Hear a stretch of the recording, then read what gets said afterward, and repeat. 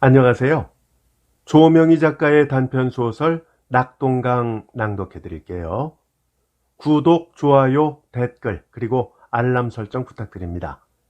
그리고 좀 외람되지만은 동영상에 붙어 있는 광고를 스킵하지 말고 끝까지 봐주시기만 해도 채널 운영에 매우 큰 도움이 되겠습니다. 작가에 대해서 먼저 소개해 드릴게요. 조명희 작가는 러시아 지역의 대표적인 민족문학 작가인데요. 1894년 충청북도 진천에서 태어났습니다. 1920년부터 8년 동안 시, 소설, 희곡, 평론, 아동문학 장르에서 왕성하게 창작 활동을 했는데요. 1928년 소련으로 망명한 뒤에는 한때 소련 작가동맹에서 요직을 맡기도 했습니다. 그의 대표작으로는 일제의 농민 수탈과 이에 저항하는 지식인 운동가의 삶을 그린 낙동강을 비롯해서 붉은 깃발 아래에서 짓밟힌 고려인 등이 있습니다. 1937년 가을 스탈린 정부에 체포돼서 그 이듬해에 처형됐습니다. 1988년 우즈베키스탄의 수도 타슈켄트시에 조명희 문학기념관이 세워졌습니다. 낙동강은 1927년 조선지공에 발표된 단편소설인데요. 주인공 박성우는 낙동강 하구인 구포에서 농민의 아들로 태어나서 근대 교육을 받고 군청 농업조수 생활을 하기도 했습니다. 그는 3.1운동이 일어나자 그 같은 생활을 박차고 독립운동에 적극 뛰어들게 되는데요. 열혈적인 민족주의자로 새롭게 태어난 박성우는 1년 6개월간의 옥살이를 끝낸 뒤에 서북간도로 이주를 하게 됩니다. 그리고 연해주, 베이징, 상하이 등지를 전전하면서 시종일관 독립운동에 관여하게 되죠. 그런 생활을 한 지 5년 만에 다시 귀국을 하게 됩니다. 박성우는 병보석으로 감옥에서 풀려나서 귀향하는 길입니다. 동지들에게 애워싸여서 배를 타고 강을 건널 때 그가 일찍이 노랫말을 지은 경상도 색조의 민요가락이 울려 퍼집니다. 그의 곁에는 여러 사람이 있었는데요. 그 중에는 짧은 머리카락을 한 단발 아가씨도 있습니다. 그녀의 이름은 로사인데요. 나머지 뒷이야기는 낭독을 직접 들으시면서 확인하시기 바랍니다. 조명희 작가의 또 다른 작품이 저희 채널에 이미 올라가 있죠. 아들의 마음이라는 단편 소설인데요. 기회가 되시면 이 작품도 꼭 들어보시기 바랍니다. 본 동영상 설명란에 링크 걸어 놓았고요. 물론 채널에서도 직접 검색 가능합니다. 그럼 지금부터 조명희 작가의 낙동강 낭독해 드릴게요. 낙동강 700리 길이 흐르는 물은 이곳에서 곁가지 강물을 한 몸에 뭉쳐서 바다로 향해 나아간다. 강을 따라 바둑판 같은 들이 바다를 향해 아득하게 열려 있고 그 넓은 들 품 안에는 무덤무덤의 마을이 여기저기 안겨 있다. 이 강과 이 들과 저기에 사는 인간. 강은 길이길이 흘렀으며 인간도 길이길이 살아왔었다. 이 강과 이 인간, 지금 그는 서로 영원히 떨어지지 않으면 아니 될 것인가? 봄마다 봄마다 불어내리는 낙동강물, 구포 벌에 이르러 넘쳐 넘쳐 흐르네. 흐르네 에헤야. 철렁철렁 넘친 물 들로 벌로 퍼지면 만목숨 만만 목숨에 저지 된다네. 저지 된다네 에헤야. 이 벌이 열리고 이 강물이 흐를 때 그 시절부터 이 전 먹고 자라왔네. 자라왔네 에헤야. 천년을 산 만년을 산 낙동강 낙동강. 하늘가에 간들 꿈에나 잊을 소냐. 잊힐 소냐 에헤야. 어느 해 이른 봄에 이 땅을 하직하고 멀리 서북간도로 몰려가는 한떼 무리가 마지막 이 강을 건널 때 그네들 틈에 같이 끼어가는 한 청년이 뱃전을 두드리며 구슬프게 이 노래를 불러서 가뜩이나 슬퍼하는 이삭꾼들로 하여금 눈물을 자아내게 하였다 한다. 과연 그네는 뭇 강아지 떼처럼 이 땅 어머니의 젖꼭지에 매달려 오랫동안 살아왔다. 그러나 그 젖꼭지는 벌써 자기네 것이 아니기 시작한 지도 오래였다. 그러던 터에 엎친 데 덮친다고 난데없는 이리떼 같은 무리가 닥쳐와서 물어박지르며 빼앗아 먹게 되었다. 인제는 한 모금의 젖이라도 입으로 들어가기 어렵게 되었다. 하는 수 없이 이 땅에서 표박하여 나가게 되었던 것이다. 이렇게 된 것을 우리는 잠깐 생각해 보자. 이내 조상이 처음으로 이 강에서 고기를 낳고 이 벌에 곡식과 열매를 딸 때부터 세지도 못할 긴 세월을 오래오래 두고 그네는 참으로 자유로웠다. 서로 노래 부르며 서로 일하였을 것이다. 남쪽 벌도 자기네 것이요 북쪽 벌도 자기네 것이었었다. 동쪽도 자기네 것이요 서쪽도 자기네 것이었다. 그러나 역사는 한 바퀴 굴렀다. 놀고 먹는 계급이 생기고 일하여 먹여주는 계급이 생겼다. 다스리는 계급이 생기고 다스려지는 계급이 생겼다. 그러므로부터 임자 없던 벌판이 임자가 생기고 주림을 모르던 백성이 굶주려가기 시작하였다. 하늘의 햇빛도 고운 줄을 몰라가게 되고 낙동강의 맑은 물도 맑은 줄을 몰라가게 되었다. 1000년이다, 5000년이다. 이 기나긴 세월을 불평의 평화 속에서 아무 소리 없이 내려왔었다. 그네는 이 불평을 불평으로 생각하지 않게까지 되었다. 흐린 날씨를 참으로 맑은 날씨인 줄 알듯이 말이다. 그러나 역사는 또 한 바퀴 구르려고 한다. 소낙비에 앞잡이 바람이다. 깃발이 날렸다. 갑오동학이다. 을미운동이다. 그 뒤에 이 땅에는, 아니 이 반도에는 한 괴물이 배회한다. 마치 날에 치고 다니는 독수리처럼. 그 괴물은 바로 사회주의다. 그것이 지나치는 곳마다 기어가는 암나비 궁둥이에 수없는 알이 쏟아지는 셈으로 또한 알을 쏟아놓고 간다. 청년운동, 농민운동, 형평운동, 노동운동, 여성운동. 5000년을 두고 흘러가는 날씨가 이제는 먹장구름에 쌓여간다. 폭풍우가 반드시 오고야 만다. 그 비 뒤에는 어떤 날씨가 올 것은 뻔히 알 노릇이다. 이른 겨울의 어두운 밤, 멀리 바다로 통한 낙동강 어귀에는 고기잡이 뿔이 근심스러이 졸고 있고 강키슬개는 찬 물결에 울리는 소리가 높아질 때다. 방금 차에서 내린 일행은 배를 기다리느라고 강 언덕 위에 옹기중기 등불에 얼비쳐 모여섰다. 그 가운데는 청년회원, 형평사원, 여성동맹원, 소작인 조합사람, 사회운동단체 사람들이 대부분을 차지하였다.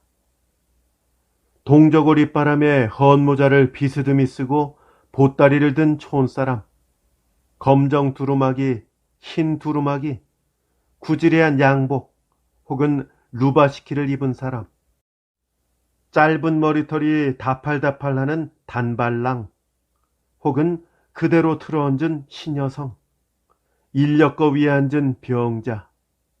그들은 모 감옥에 미결수로 있다가 병이 위중한 까닭에 보석 추록하는 박성훈이라는 사람을 이제 막 차에서 받아서 인력거에 실어가지고 마을로 들어가는 길이다. 과연 들리는 말처럼 지독했구먼. 그같이 덩치가 크고 몹시 힘이 센 억대오 같은 사람이 저렇게 될 때야 여간 지독한 형벌을 하였겠나. 에라이 몹쓸 놈들.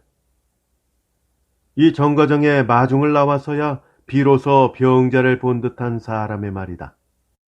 그래가지고도 죽으면 병이 나서 죽었다 하겠지. 누가 받는 말이다. 그러면 와 바로 병원을 갈 일이지. 곧장 이리 온단 말이고. 내는 아나. 병자 스스로가 한사코 이리 온다 카니. 이기 와 이리 배가 더디노? 아 인자 저기 뱃머리 돌리다. 곧 올락한다. 한 사람이 저쪽 강 기슭을 바라보며 짓거린다. 인력거 위에 병인, 즉 병자를 쳐다보면서 네 춥지 않나? 괜찮다. 내 안 춥다. 아니 네 춥거든 외투 하나 더 줄까? 인제 아니다. 괜찮다. 병인의 병든 목소리의 대답이다. 보소, 배 좀 빨리 저어오소. 강 저편에서 뱃머리를 이제 겨우 돌려서 저어오는 뱃사공을 보고 소리를 친다. 예, 사이뜨게 울려오는 소리다. 배를 저어오다가 다시 멈추고 섰다. 즉, 뭐라고 있노? 갑자기 담배를 피워무는 모양인가? 에라이 문디야. 여러 사람의 웃음이 와그르 쏟아졌다. 배가 왔다. 인력거 탄 사람이 먼저다. 보소, 네 인력거 사람 탄 채로 그대로 배에 오를 수 있나? 한 사람이 인력거꾼 보고 묻는 말이다. 어찌 그럴 수 있는겨? 아니다. 내사 내리겠다. 병인, 즉 환자는 인력거에서 내리면서 부축되어 배에 올랐다. 일행이 오르자 배는 삐걱삐걱하는 노 젓는 소리와 수라수라하는 물 젓는 소리를 내며 저쪽 기슭을 바라보고 나아간다. 뱃전에 앉은 병인은 등불빛에 보아도 얼굴이 참혹하게도 야위어졌음을 알 수 있다. 보소, 배부리는 양반, 뱃소리나 한마디 하소. 예? 갑자기 이 사람 소리는 왜 하라고 하노? 옆에 앉은 친구의 말이다. 내 듣고 싶다. 내 살아서 마지막으로 이 강을 건너게 될는지도 모를 일이다. 에라이, 백주 짬 없는 소리만 탕탕. 아니다. 내 참 듣고 싶다. 보소, 배부리는 양반 한마디 아니하겠소. 내사마 소리할 줄 아는기요. 아, 누가 소리해 줄 사람이 없는가? 아, 로사 참 소리하소. 이 내가 지은 노래하소. 옆에 앉은 단발랑을 조른다. 노래하라고? 봄마다 해라. 응? 봄마다 불어내리는 낙동강물 구포벌에 이르러 넘쳐 흐르네 에헤야. 경상도의 독특한 지방색을 띤 민요 닐리리조에다가 약간 창가조를 섞은 그 노래는 강개하고도 굳센 맛이 띄어 있다. 여성의 음색으로서는 핏기가 과하고 음률로서는 선이 좀 굵다고 할 만한, 그러나 맑은 로사의 육성은 바람에 흔들리는 강물결의 소리를 누르고 밤하늘에 구슬프게 떠돌았다. 하늘의 별들도 무엇을 느낀 듯이 눈을 끔뻑끔뻑하는 것 같았다. 지금 이 배에 오른 사람들이 서북간도 이사꾼들은 비록 아니었지만은 새삼스럽게 가슴이 울리지 아니할 수 없었다. 그 노래 제3절을 마칠 때에 박성호는 몹시 히스테리컬해진 모양으로 핏대를 올려가지고 합창을 한다. 천년을 산 만년을 산 낙동강 하늘가의 간들 꿈에나 잊을 쏘냐 이칠 쏘냐 에헤야. 노래는 끝났다. 성우는 거의 미친 사람 모양으로 날뛰며 바른팔 소매를 걷어들고 강물에다 잠그며 팔에 물을 적셔보기도 하면서 손으로 물을 만지기도 하고 끼얹어 보기도 한다. 옆 사람이 보기에 딱하던지 이 사람 큰일 났구만. 이 병인이 지금 이 모양에 팔을 찬물에다 잠그고 하니 어쩌잔 말고. 내사 이래 죽어도 좋다. 니 너무 걱정 마라. 니 진짜 미치구나. 그럴수록 병인은 더 날뛰면서 옆에 앉은 여자에게 고개를 돌려 로사, 니 팔 걷어라. 내 팔하고 같이 이 물에 잠궈보자. 응? 여자의 손을 잡아다가 잡은 채 그대로 물에다 잠그며 물을 저어본다. 내가 해외에 가서 5년 동안을 떠돌아다니는 동안에도 강이라는 것이 생각날 때마다 낙동강을 잊어본 적이 없었다. 낙동강이 생각날 때마다 내가 이 낙동강의 어부의 손자요 농부의 아들임을 잊어본 적도 없었다. 물론 조선이라는 것도. 두 사람의 손이 힘없이 그대로 뱃전 넘어 물 위에 축 처져 있을 뿐이다. 그는 다시 눈앞의 수면을 바라다보며 혼잣말로 언젠가 가을에 내가 송화강을 건널 적에 이 낙동강을 생각하고 운 적도 있었다. 좋은 마음으로 나간 사람 같고 보면 비록 말리 밖을 나가 산다 하더라도 그같이 상심이 될 리 없으련마나. 이 말이 떨어지자 좌중은 호흡조차 은근히 끊어지는 듯이 정숙하였다. 로사는 들었던 고개가 아래로 떨어지며 저편의 손이 얼굴로 올라갔다. 성운의 눈에서도 한 방울의 굵은 눈물이 뚝 떨어졌다. 한동안 물소리만 높았다. 로사는 뱃전에 늘어져 있던 바른 손으로 사나이의 언 손을 꼭 잡아당기면서 이제 그만둡시다. 에이? 이 말끝 악센트의 감칠맛이란 것은 경상도 여자에 쓰는 말 가운데에도 가장 귀염성이 드는 말투였다. 그녀는 그의 손에 묻은 물을 손수건으로 씻어주면서 걷었던 소매를 내려준다. 배는 저쪽 언덕에 가 닿았다. 일행은 배에서 내려 먼저 병인을 인력거 위에다 싣고는 건넌 마을을 향하여 어둠을 뚫고 움직여 나갔다. 그의 말대로 박성우는 과연 낙동강 어부의 손자요 농부의 아들이었다. 그의 할아버지는 고기잡이로 일생을 보냈었고 그의 아버지는 농사꾼으로 일생을 보냈었다. 자기네 무식이 한이 돼서 그 아들이나 발전을 시켜볼 양으로 그리하였던지 남 하는 시세에 쫓아 그대로 해보느라고 그리했던지 남의 논밭을 빌려 농사를 지어 구차한 살림을 해나가면서도 어쨌든 그 아들을 가르쳐 놓았다. 서당으로, 보통학교로, 도립 간이 농업학교로. 그는 농업학교를 마치고 나서 군청 농업조수로도 한두 해를 있었다. 그럴 때 자기 집에서는 자기 아들이 무슨 큰 벼슬이나 한 것 같이 여기면서 만나는 사람마다 자기 아들 자랑하기가 일이었었다. 그리할 것 같으면 동네 사람들은 또한 못내 부러워하면서 자기네 아들들도 하루바삐 어서 가르쳐 내놓을 마음을 먹게 된다. 그러다가 마침 독립운동이 폭발하였다. 그는 단연히 결심하고 다니던 것을 헌신짝처럼 집어던지고는 독립운동에 참가하였다. 일마당에 나서고 보니 그는 열렬한 투사였다. 그때쯤은 누구나 예사지만은 그도 또한 1년 반 동안이나 철창 생활을 하게 되었었다. 그것을 치르고 집이라고 나와보니 그동안에 자기 모친은 돌아가고 늙은 아버지는 집도 없게 돼서 자기 딸, 즉 성운의 누나에게 가서 얹혀 있게 되었다. 마침 그 해에도 이곳에서 살 수가 없게 되어 서북간도로 떠나는 이삭군이 부쩍들 판이다. 그들 부자도 그 이삭군들 틈에 끼어 멀리 고향을 등지고 떠나가게 되었었다.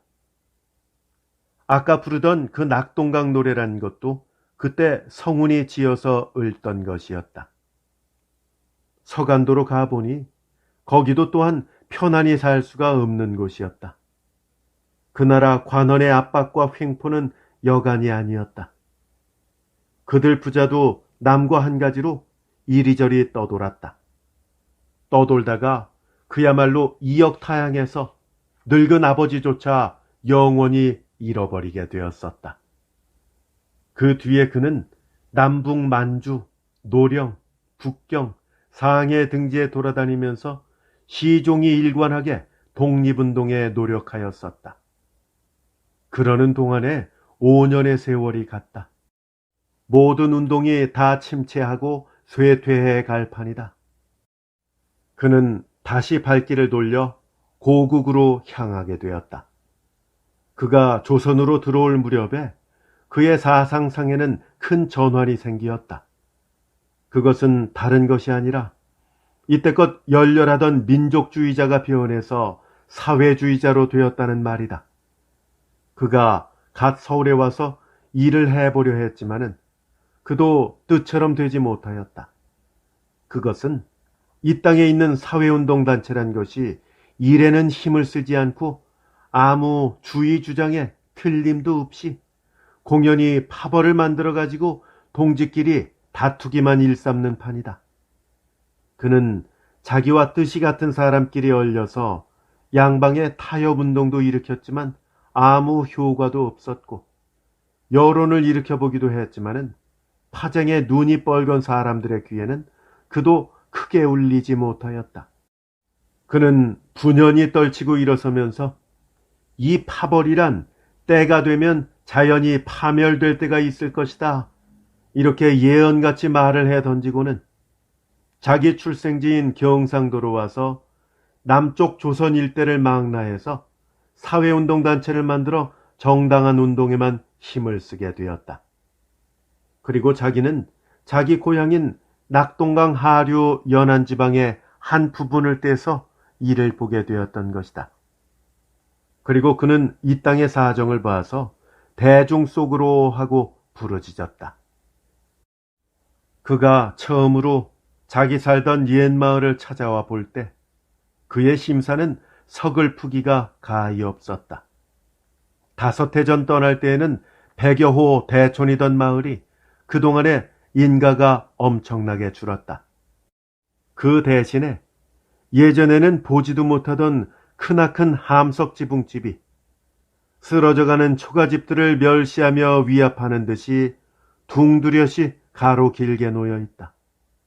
그것은 묻지 않아도 동척, 즉 동양척식 주식회사 창고임을 알 수 있다.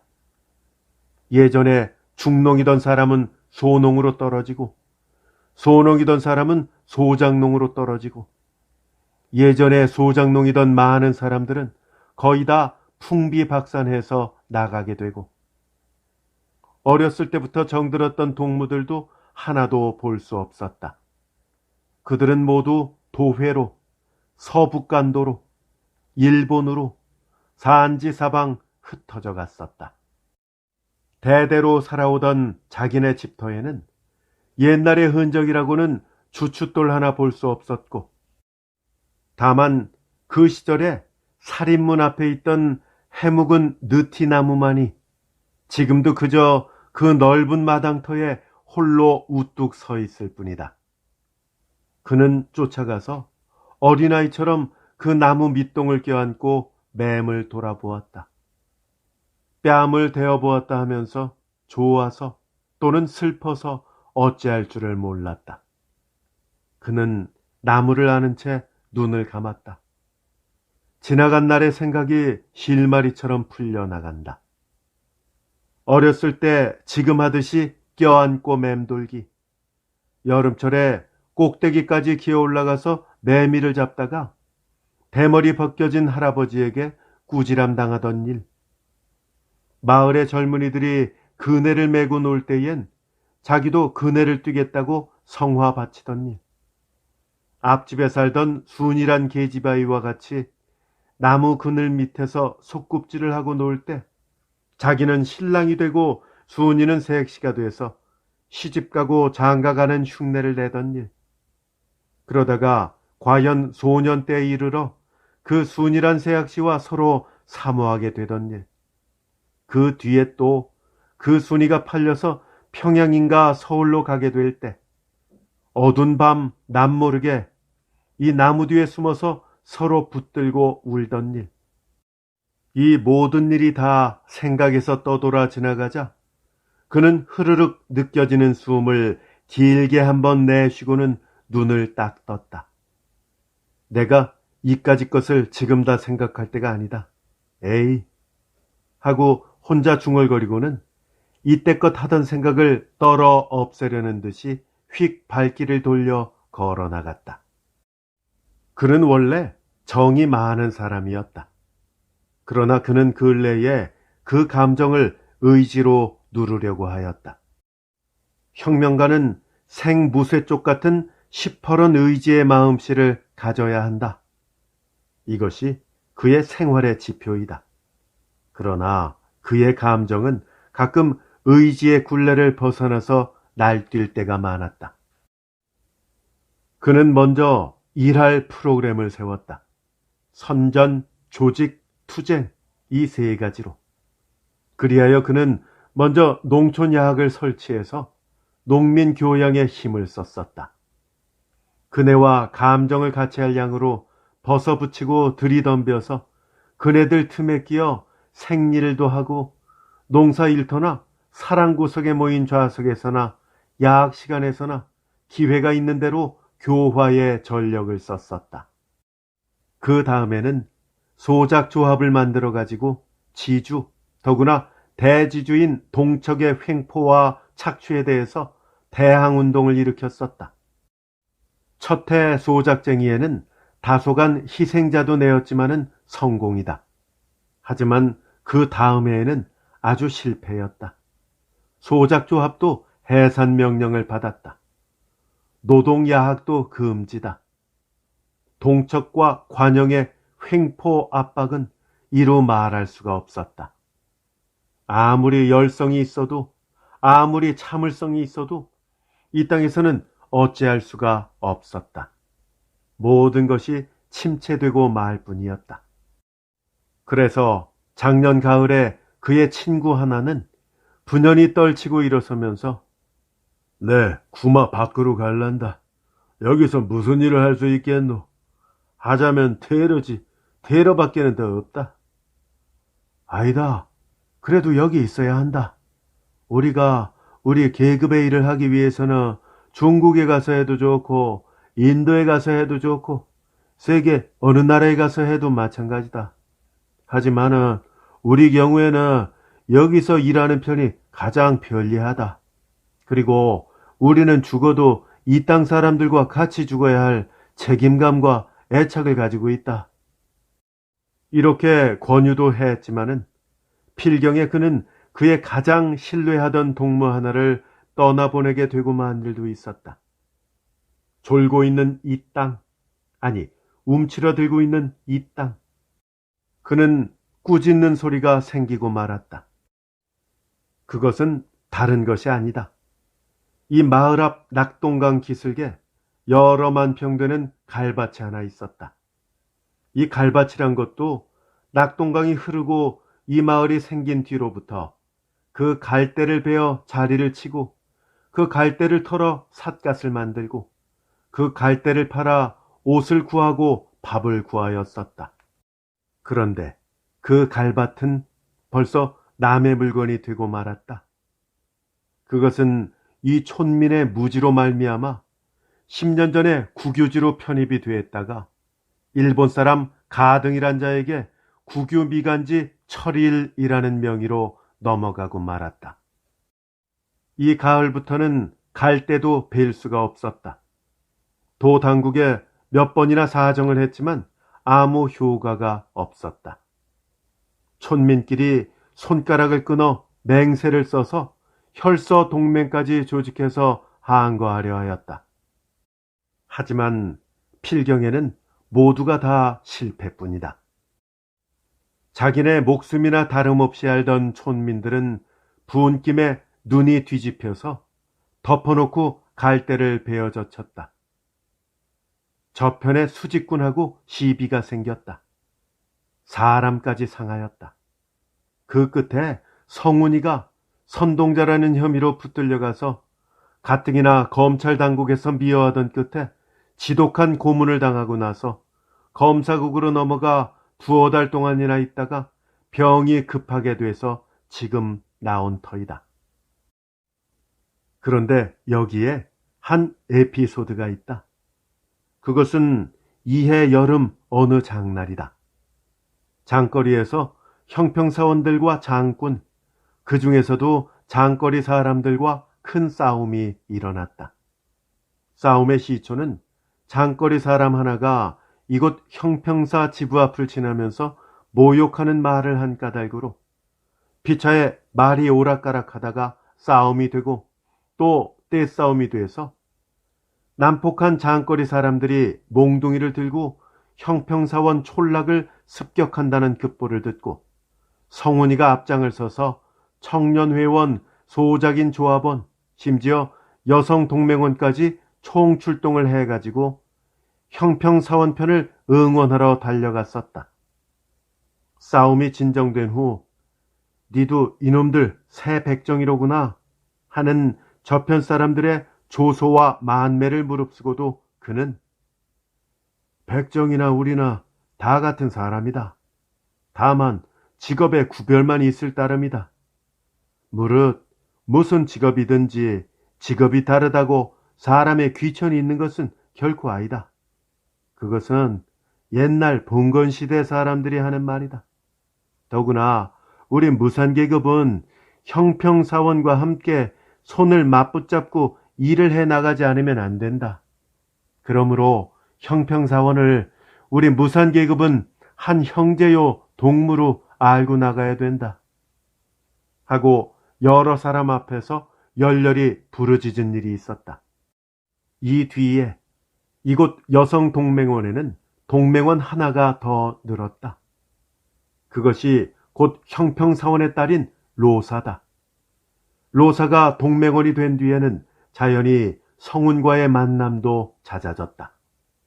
그럴수록에 두 사람의 사이는 점점 가까워지며 필경에는 남다른 정이 가슴속에 깊이 들어 배게 되었었다.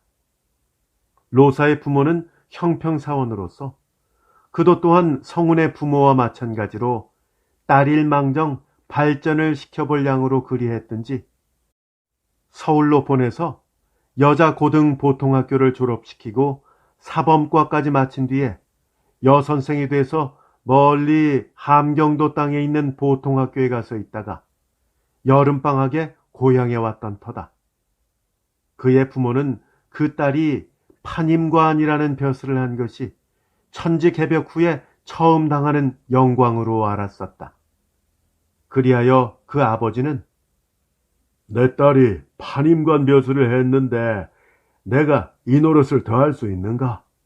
하고는 해오던 수유업이라는 직업도 그만두고 이제 그 딸이 가 있는 곳으로 사흘러 가서 새 양반 노릇을 좀 해볼 배심이었다. 이번에 딸이 집에 온 뒤에도 서로 의논하고 작정해 놓은 노릇이다. 그러나 천만 뜻밖의 그 몹쓸 큰 싸움이 난 뒤부터 그 딸이 무슨 여자 청년의 동맹이니 하는데 푸떡푸떡 드나들며 주의자니 무엇이냐는 사나이 틈바구니에 가서 끼어놀고 하더니만 그만 가 있던 곳도 아니 가겠다. 다니던 벼슬도 내어놓겠다 하고 야단이다. 그리하여 이내 집안에는 제일 큰 걱정거리가 생으로 하나 더 생겼다. 달래다 구슬리다 별별 소리로 다 타일러야 그 딸이 좀처럼 듣지를 않는다. 필경에는 큰 소리까지 나가게 되었다. 이년의 가시네야, 네 백종놈의 딸로 벼슬까지 했으면 무던하지. 그보다 무엇이 더 나은 것이 있도노? 하고 그의 아버지가 야단을 칠 때, 아버지는 몇백 년, 몇천 년이나 조상 때부터 그 몹쓸 놈들에게 온갖 학대를 다 받아왔으면서도 그놈들의 썩어 자빠진 생각을 그저 그대로 갖고 있구먼요. 내사 그까지 더러운 벼슬이고 뭐고 다 실속구만. 인자 참 사람 노릇을 좀 할란다. 하고 딸이 대거리를 할 것 같으면, 그년의 가시네, 건방지게 니 뭐라했노? 뭐라했어? 그의 어머니는 옆에서 남편의 말을 거두느라고, 야, 니 생각해봐라. 우리가 그 노릇을 해감이 니 공부시키느라고 얼마나 애를 먹었노? 니 부모를 생각기로 그럴 수가 있노? 자식이라고 딸 자식 형제에서 니만 공부를 시킨 것도 다 니 덕을 보자고 한 노릇이 아닌가? 그러면 어머니 아버지는 날 사람 노릇 시키려고 공부를 시킨 것이 아니라 돼지 키워서 이득 볼라는 것처럼 날 무슨 덕을 볼라고 키우는 물건으로 알았는기요? 니 닭 무슨 소리꼬? 내사 한마디도 못 알아듣겠다. 아나, 니 와이라노? 와. 구마, 내 듣기 싫소. 내 마음대로 할라요. 할 때에 그 아버지는 화가 버럭 나서, 에라이, 니 인연에 가시네. 내 눈앞에 뵈지 마라. 내사 딱 보기 싫다구마. 하고는 벌떡 일어나 나가버린다.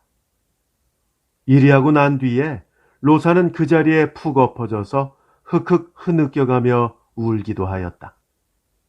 그것은 그 부친에게 야단을 맞고 나서 분한 생각을 참지 못해서 그러는 것만도 아니었다. 그의 부모가 무지해서 그렇게 굴지만은 그 무지함이 밉다가도 도리어 불쌍한 생각이 난 까닭이었다. 이러할 때도 로사는 을에 성운에게로 달려가서 하소연을 했다. 그럴 것 같으면 성운은, 당신은 최하층에서 터져나오는 폭발탄 같아야 합니다. 가정에 대하여, 사회에 대하여, 같은 여성에 대하여, 남성에게 대하여, 모든 것에 대하여 반항하여야 합니다. 하고 격려하는 말도 해준다. 그럴 것 같으면 로사는 그만 감격에 떠는 듯이 성운의 무릎 위에 쓰러져 얼굴을 파묻고 운다. 그러면 성운은 또, 당신은 또 당신 자신에 대해서도 반항해야 됩니다. 당신의 그 눈물, 약한 것을 일부러 자랑하는 여성들의 그 흔한 눈물도 걷어치워야 됩니다. 우리는 다 같이 굳센 사람이 되어야 합니다. 이같이 로사는 사랑의 힘, 사상의 힘으로 급격히 변화돼가는 사람이 되었다. 그의 본 성명도 로사가 아니었다. 어느 때 우연히 로사 룩셈부르크의 이야기가 나올 때 성훈이가 웃는 말로, 당신 성도 로가고 하니 아주 로사라고 지읍시다. 이? 그리고 참말 로사가 되시오 하고 난 뒤에 농이 참된다고 성명을 아주 로사로 고쳐버린 일이 있었다. 병든 성운을 둘러싼 일행이 낙동강을 건너 어둠을 뚫고 건넌 마을로 향해 가던 며칠 뒤 낮결이었다. 갈 때보다도 더 몇 배 긴 행렬이 마을 어귀에서부터 강 언덕을 향하고 뻗쳐나온다. 수많은 깃발이 날린다. 양렬로 늘어선 사람의 손에는 긴 한 올 뱃자락이 잡혀 있다. 맨 앞에 선 검정태 두른 기폭에는 고 박성훈 동무의 영구라고 써 있다. 그 다음에는 가지각색의 기다. 무슨 동맹, 무슨 회, 무슨 조합, 무슨 사, 각 단체 연합장임을 알 수 있다. 또 그 다음에는 수많은 만장이다. 용사는 같다. 그러나 그의 더운 피는 우리의 가슴에서 뛴다.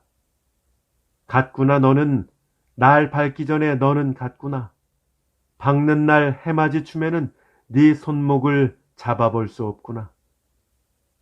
이렇게 등등 이루 다 셀 수가 없다.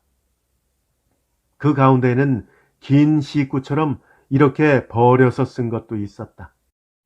그대는 평시에 날더러 너는 최하층에서 터져 나오는 폭발탄이 되라 하였나이다. 올소이다. 나는 폭발탄이 되겠나이다. 그대는 죽을 때도 날더러 너는 참으로 폭발탄이 되라 하였나이다. 올소이다. 나는 폭발탄이 되겠나이다. 이것은 묻지 않아도 로사의 만장임을 알 수 있었다.